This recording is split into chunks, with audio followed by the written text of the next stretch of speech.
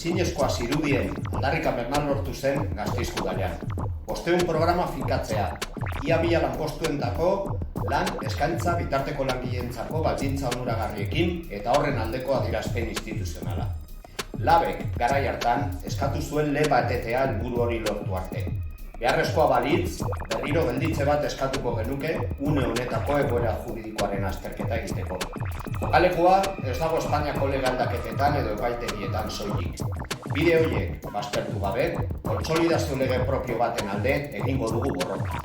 Bitarteko langileen eta langile finkoen batasuna eta sindikatu guztien abilatuz, benetako finkapen ohiz kanpokoa bermatzearen alde borrokatuko dugu.